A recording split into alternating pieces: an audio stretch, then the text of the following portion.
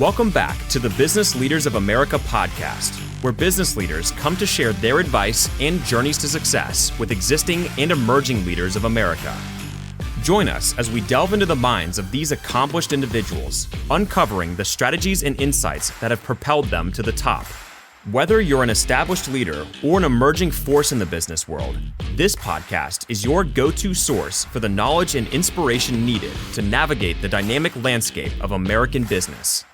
Now, here's your host, Dylan Bloyd.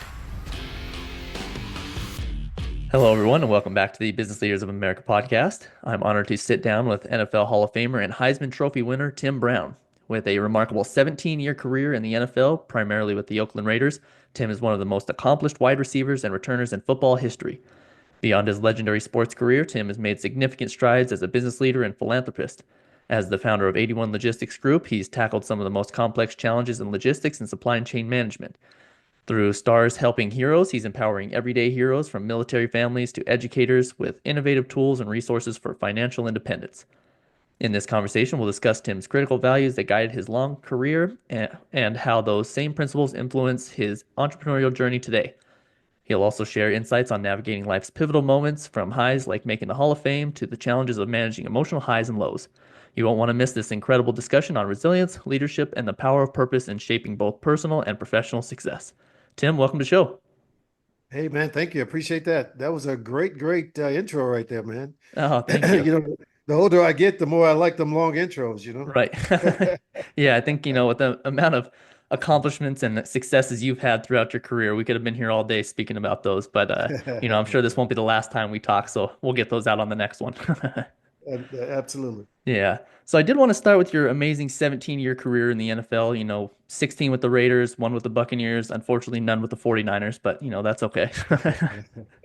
We tried. We Right. tried though. Did you? Did you? Yeah. Yeah. At 90, my contract was up in 92. We were trying to, the owner of the 49ers is a Notre Dame guy. Yeah. But back then, the Bartlow. So we were trying to make it happen, man. But there was no free agency and all that kind of stuff back then, so it was really tough for something to go down. Yeah, well, I'll just accept my dreams being crushed, but that's no, that's amazing. At least you and Rice did get to play a little bit together on the Raiders, right? We did. Yeah. Yes. Yeah. We had 3 years together. 3 great years. Yeah, definitely. So, 17 years in the NFL is obviously an incredible accomplishment. Would you say that a combination of physical preparation, mental toughness, and guiding principles like, faith, commitment, and gratitude played a key role in sustaining such a long and successful career? Yeah, without a doubt, man. It's impossible to do anything for a long period of time if you're not 100% committed, to the physical, the mental part of it, the highs and the lows, all those things. You have to be ready for them, because tomorrow can be the best day ever. The next day could be the worst day ever. You know what I mean? And if you're not ready emotionally to be able to deal with that, I've seen very good athletes, very good football players, not be able to handle that part of it, and, not hang around as long as you thought they would have. Right.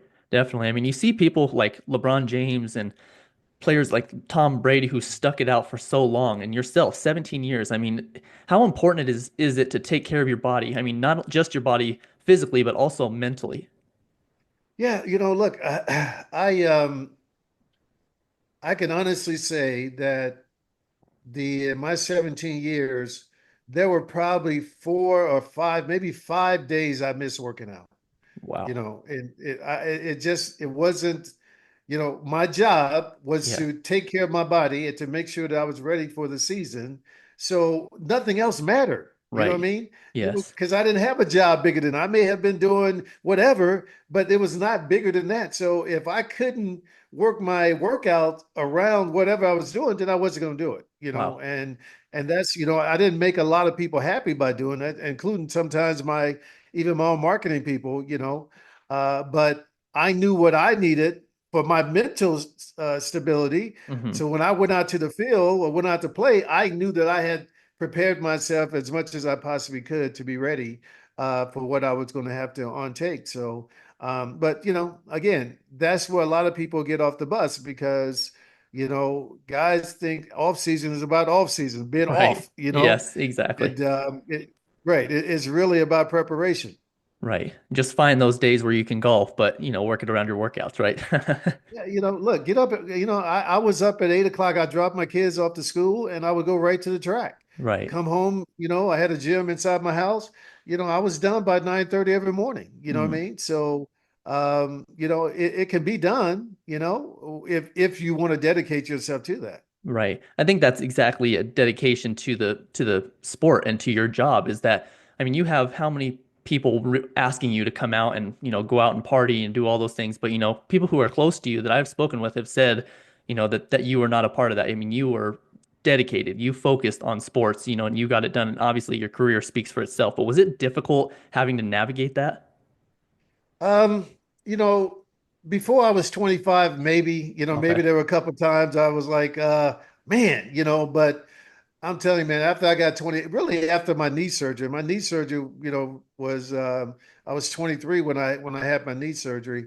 And so I knew the doctors had told me, Tim, look, you probably have 3 to 5 years on that knee. That's all you're going to get out of it because of what we had to do. I mean, just understand that's probably what you're going to get out of it. So with that in the back of my head, I mean, whatever came to me that didn't have to do with me being a better football player, I wasn't interested in it because I Right. wanted those 5 years to be the best 5 years I could possibly have. Hmm. And God bless me to get 15 years in Right. after the Yeah. injury.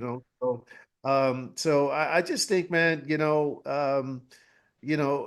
you can be very easily swayed away by very enticing things. I mean, I'm not Hmm. talking about things that are bad for you. I'm not talking about drugs and all that Right. stuff. I'm just talking about, just having fun, just Hmm. relaxing, just doing whatever, going to the beach, traveling, all those kind of great things. And which not bad things at all, but they're horrible for what you're trying to accomplish, from July to January. Hmm. Especially if you're trying to be one of the greats, right? I mean, there's no Yeah. room for that. I mean, it's a little bit, obviously, but not to a point where it's going to completely derail you from your success, right? Yeah, hey, all I envisioned every day was Jerry Rice running those hills. You know what I mean? Yes.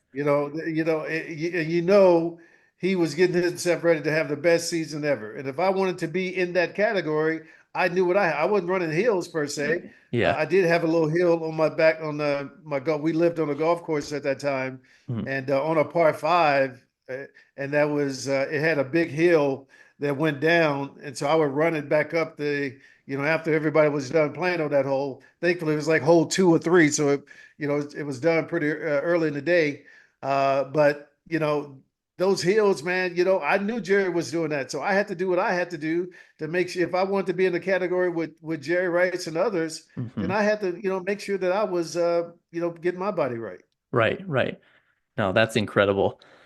You know, a lot of people I don't think know this story about you, but after losing the Super Bowl, you immediately faced a life-changing moment, right? So racing to the hospital after the arrival of your twins. So funny thing, Sure. I have twins as well. I have twin boys, but Okay. All so right. this was when I did find out this story because I did not know it is incredible. But how did you process and manage the emotional highs and lows of that experience? Because having twins and having a child in general is already emotionally high and for that. But how did you manage that after coming off of a Super Bowl?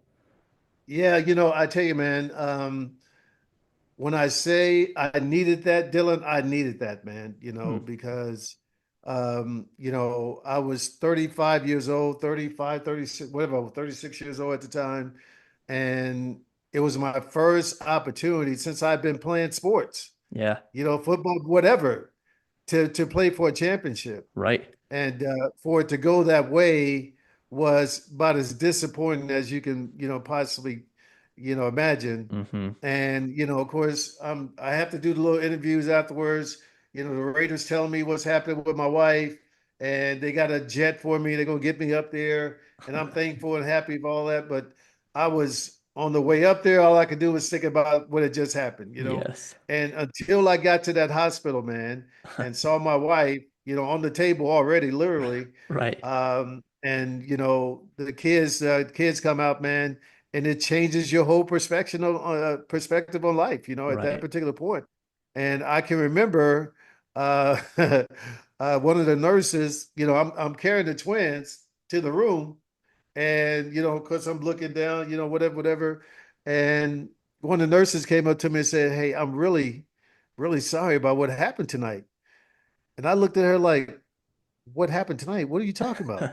She was like, "The Super Bowl." I was like, "Oh yeah, yeah, yeah." I was like, "Well, I'm good. I'm good. Yeah, I got right. a great two great consolation prizes here." So Absolutely. no, man, look, it was it was, you're right. The emotional highs and lows of that night were incredible. Even during the course of the game, you had emotional highs and lows. Then you lose a game, you're down about as low as you can get, but then you have twins 2 hours later, and you bought up as high as you could possibly get. So Right. I'm thankful for them because I tell them all the time, they're 21 now. Oh, wow. So, so I tell them all the time, you guys rescued me from a mental breakdown almost, Yeah. because it was that tough of a night for me. So Right. 21 years since that Super Bowl. That's wild to think about. it's Yeah, crazy. that's yeah, crazy. Did John Gruden give you a text after congratulating you on the Twins? No, he did not. He did Oh, not. He should oh, have. He right. should have. Yeah. Yeah, no, absolutely. But in that, I mean, your success in your NFL career, you should have been a first ballot Hall of Famer, as everybody agrees with. I don't think I've ever talked to somebody who doesn't agree with that. But it took 6 years to finally get into the Hall of Fame, right? So how did you turn that waiting period into a positive experience? I think I've seen something about your twins being involved in this, but did you find yourself leaning on your faith or mindset to stay motivated and, grow during that time? Yeah, initially you're trying to rationalize, okay, it's Jerry Rice, so they wanted him to be, first ballot guy, no other receiver to go in with him. You get that. I think what really got us a little perturbed, not just myself, but Chris Carter and Andre Reed too, Hmm. is after Jerry, they waited 3 years before they put anybody else in. Yeah. And I think that was the thing that we were trying to figure out, why? Why Yeah. you got Chris Carter and Andre Reed and Tim Brown? I mean, are Right. you saying that we're not going to be in the Hall of Fame? Yeah. Get the guys in the Hall of Exactly. Fame. You know what I mean? Yeah. So I just think that that was only part of it. And yeah, it becomes, I think in 2012, the Hall of um, Super Bowl was here in Dallas. So everybody, oh, Tim, well, oh, they're just saving it for it to happen in Dallas for you. You know what I mean? Right. And so you got to go through all that kind of rationalization. But I had lunch the other day with a buddy, and he was reminding me that the restaurant that we were at was a restaurant I had told him that if they don't put me in the Hall of Fame this year, I'm never going back. And Right. so I think I had gotten to my wits' end with this, man, because you just couldn't comprehend what was going on. But and then the Raider bias thing that you've heard for years. Right. I didn't know if that was plan coming into play. But yeah, man, my son. So after I get the call and they tell me that I'm in, I call my parents, call my mom or whatever, and I'm talking to her, and I made the comment, yeah, this probably should have happened a couple years prior. Right. And Timmy, my 12-year-old at the time, is sitting right by me. And he says to me after I hung up, he said, "Hey, Dad, I know you may have wanted this to happen 6 years ago, Yeah. but he said me and Marmar, his twin, he said we wouldn't have understood, 6 years ago, but Hmm. today we understand." Right. You know what I mean? So I was like, man, I felt like a heel, but at the same time, God doesn't make mistakes, man. And Right. it's one of those things that happened. I'm in the hall now, and the rest is history, right? Right. So Right. Yeah. It doesn't matter the amount of time. I mean, that really puts it into perspective. And you're right. God works in mysterious ways. So at the end of the day, you're in and much deserved. But, you know, I did want to change gears a little bit. I wanted to talk about NFL salaries, how they've skyrocketed since your playing days. I want to say you're, not putting it out there, but I mean, everybody knows it's probably 6 or 7 million during the time, was might have been your highest year, right? And today, if you were playing, I you'd wish. probably be, oh, really? So I Oh would yeah, say I tapped out at 3.5. I think that was the 3.5, most I played. which Yep. is crazy because today you'd be in the 35, 36 range, right? Up there with the Jamar Chases of the world. So it's like wild to see. But have you shared advice with young players about how they should handle that kind of wealth responsibly? Like, have they reached out to you? Have you felt like the need to reach out to them and like, focused on long-term stability over short-term stability? I have not. Devontae and I had a little bit of a relationship, Hmm. just a little bit of a relationship, not much at all. I would have loved to have been a little bit more involved in not this financial thing. That's something, they can handle. If you Right. spend that kind of money, if you broke, then we got a problem, We got a right? problem, So, right? you know, uh, but I certainly would have liked to be a little bit more involved with the football side of what he was trying to accomplish. Not that, I had James Lofton, I had Mervin Fernandez, I had Willie Gault, I had Marcus Allen, Hmm. even Howie Long. I mean, even though he's a defensive guy, when you have time and conversations with guys who've been in the league for years and years and years and played at a high level, um, it helps you. Yeah, I tell people probably the best thing that ever happened to me was getting injured really. because I got a chance to sit back and watch these guys, these highly professional Hall of Fame players, James Lofton, play this game and then talk about it to their coach, to Fred Biletnikoff, who's another Hall of Famer. And you get a chance to get all this information, but you don't have to go out and practice it, right now. Right. But I'm getting it. So, so yeah, I mean, I just think that it would have been great, man. But it is what it is, man. These sometimes I think these kids believe that because of their birth date, the day they were born, Yeah. that it makes them better than we are. Because I say that because when you make this kind of money, you think, well, yeah, you've earned it, but you've earned it off of our backs, really, Correct. because we were Right. the ones who fought for all Built it. this back in the early Yes. '90s, Heck and to yeah. put all this stuff into existence or whatever. So so I just think I try and be hands off. If somebody, if I meet somebody, I introduce myself and they know who I am. I give my number. Hey, brother, not trying to be your mom, your daddy, or your Right. uncle. Not even trying to be a big brother. Yes. Just want to be a resource to you to the game. You know what I mean? For the game. If I can do that, hit me up. And haven't got many many calls. I can tell you that, Dylan. Unfortunately. Really, I would think of it as the opposite. I thought that people would tap into that. I know I would definitely be using you as a resource, and honestly, that's pretty funny that they think that way because obviously the film speaks for itself, and your career Yeah, speaks for yeah, itself. So it's silly yeah, that they yeah, were to think that. But you're right. I think that that's always an argument. You see it on ESPN and different sports shows about how they think that was a different time, and it's like athletes are athletes, and these guys were, I mean, incredible. I mean, also it was a lot more physical of a game back then. You guys could, yeah, I yeah, mean, their hands are yeah, all over you guys. It was such a different game. yeah. Yeah, well, John Gruden told me right before he left the Raiders, when the tight end broke my single season catch record or whatever. Hmm. Um, I was on John, messing with him. Hey, man, you could have thrown the ball to the receiver for a couple more games, man, Right. to whatever. Yeah. But he told me, he said, Tim, man, I just want you to know. He said, I know you're joking around, but I want you to know seriously that the guys in your era should never even think twice about what's happening on the field today as if it was better than what you guys are doing. He said, look, we know for a fact that you guys can play in today's football Right. because there's nothing to do. Yeah. But we don't know if these guys could play in the football that we played, that you Right. guys played back in the day. And he said, because again, he said, if you and Jerry was playing today, you guys would catch 200 balls easy. Yeah. Easy, because you don't have no fear of going over the middle. They don't jam you anymore. Yeah. Everybody's trying to run with you, and that's just an impossible thing to have happen.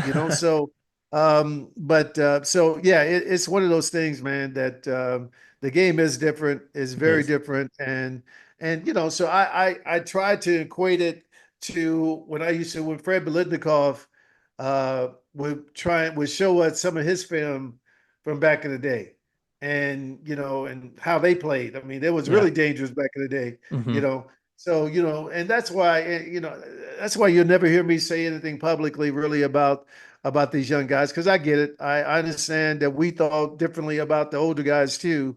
So I get it from that standpoint. Hmm. But I love the coaches that were part of your guys' generation and now like the Belichick's and Gruden because they're the ones that will tell you straight up like, come on, you know that you guys would be just fine playing in this league, and that is exactly it. We don't know if the guys now would be able to play back then. That goes for the NBA also. I mean, how much Yeah, less physical the NBA is now, and yeah, I mean, people were just chucking Jordan, and every time he'd go up, and yeah, then yeah, that now they'd be ejected for that. So. You're yeah. absolutely right. Yeah, no, it's a different world, man, and Hmm. a world we created some kind of way. Right. Yeah, you're right. So Tim, I've spoken with a few people that are close to you, and they've all mentioned you have a strong passion for helping others, and obviously it's shown through your initiatives like Stars Helping Heroes and Plan Scale Exit Company that which extends that mission by assisting heroes in building successful businesses. So where did this deep-rooted desire to help people come from? Oh man, I think when I was at Notre Dame, um, I realized that I was very fortunate. Mm. I was very fortunate because I had my mom, my dad, had a strong big brother, strong uncle, strong grandfather, two strong grandfathers, you know, and I realized even some of my brothers at Notre Dame, you know, didn't have that, Hmm. didn't have access to godly men, to strong men, to business-minded men. And so I really said, it was my sophomore year, I believe, because it was before Lou Holtz got there and things really, really changed. Right. That if I ever got in a position to help, then that's what I was going to do Mm. because I felt like God had been good to me, Yeah. putting all the strong people in my life, and if I could help other people, then let's make that happen. Hmm. Yeah, for anybody listening, make sure you guys, are taking note of the plan scale exit and the company. And there's so many initiatives out there that are there to help you, right? I mean, you're helping heroes out. You're doing all these extra things to help these people out, including giving your number out to players who are looking, if they need some advice, you're willing to help. And so I think that's a big misconception with people who have done it already in business or in sports that they're willing to share their advice. Help them get there without having to get the scars, right? You have the scars to show. Yeah. So, if people are looking out to assist or looking for assistance, make sure you guys are reaching out because people like Tim are definitely willing to help. So I do thank you for that. But Yeah, Tim, appreciate that. this has been amazing. Thank you so much for spending, time with me. I do have one more question. I would really Yep. like to get your perspective on this, but if you could go back to your 22-year-old self and offer one piece of advice, knowing everything you know now, would it be more about financial management, building relationships, or even focusing more on personal growth? What lessons do you think would have saved you the most time or heartache? Oh man, I really don't think that's an answer I can give until I'm on my last breath, brother. You know what I mean? Right. Yes. Because I believe that everything that I have done has been for the next great thing to happen. Mm. You know what I mean? Yes. And so I wouldn't go back and change. I mean, I wouldn't change getting hurt. I mean, that was the Yeah. most traumatic thing that happened in my life, but I look at it now as the best thing that ever happened to my life. Yeah. The little incident I had with my dad when I was 13, you know, I thought it was a bad thing, ended up being the best thing that ever happened probably the best thing that it taught me not to ever drink alcohol, right? Yeah. But my 22-year-old self, man, that guy felt like he had the world by the tail, you know what I Mm. mean? And for the most part, did, had an incredible rookie year that year. Right. But no, Dylan, man, I'm not a guy who likes to. I'm not a coulda, woulda, shoulda guy. You know Got what I it. mean? I'm not one of Mhm. those guys. I'm not a Right. guy that's going, man, I coulda, man, I woulda, man, I shoulda, man. If only I would have done. Yeah.